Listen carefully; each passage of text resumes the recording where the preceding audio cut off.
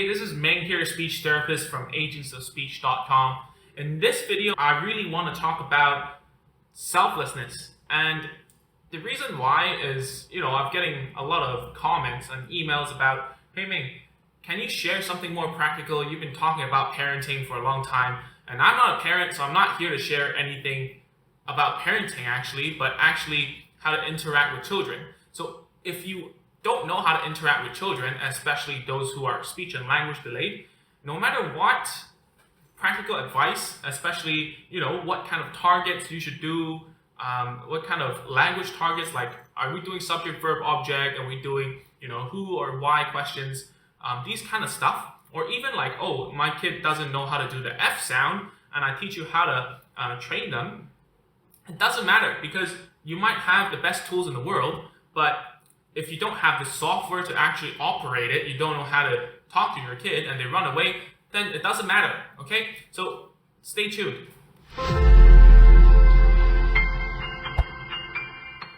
Okay, so talking about selflessness, first of all, when we're teaching children, we have to answer a very simple question.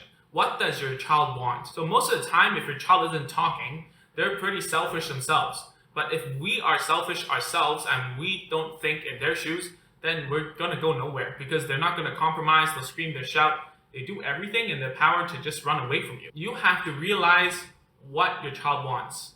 So in their minds, it's actually very simple. They just might want food, just want toys, the iPad, they just want a hug or be thrown around by their daddy or something. So there isn't very complex wants if you're dealing with a child that is around 2 to 6 years old, okay? So once you know what they want, you can shift towards focusing on what they want and then teach them how to get it by actually talking. And once you've done that, you will understand that, okay, it really isn't about what we want as an adult. It's about seeing what your child wants, what they want, and then think about, okay, how do I give them what they want by teaching them how to communicate with. And the second point is you have to realize that you're measuring your child with someone else's ruler. As a therapist, we like to use something what we call a standardized test.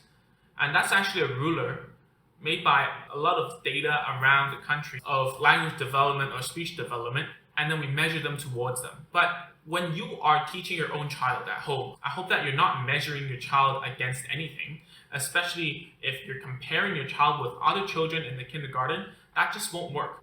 Every person actually develops in their own pace.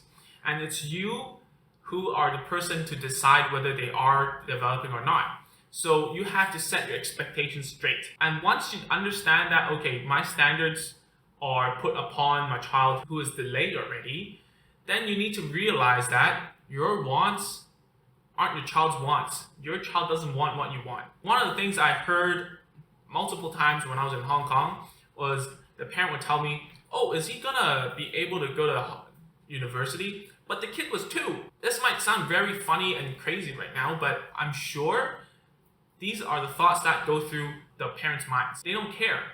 All they want right now is, when do they get crackers? When do they get to play? When do they get to watch iPad? And when you get in the way of that, you're the bad person. They're not developed enough to understand that. Not to even mention that they're speech and language delayed if you're watching. So once you realize that your child doesn't want what you want, and you start projecting what image of your child will be in the future onto them when they're like 2 or 3 years old, then you can start really focusing on being present and giving what your child wants in order to teach them the things they need to learn. And yes, in this channel, we're going to talk about much more practical tips and tricks to actually teach language and speech at home. But it doesn't mean that you don't need to see a speech therapist at all. In fact, I encourage you to go see one. But right now, it's not the best time, right? With all this pandemic and virus thing going on. So what you can do right now is go to www.agentsofspeech.com/checklist and download that checklist for all the tools and toys that I recommend my physical clients, my online clients, all those people, what to get at home to start.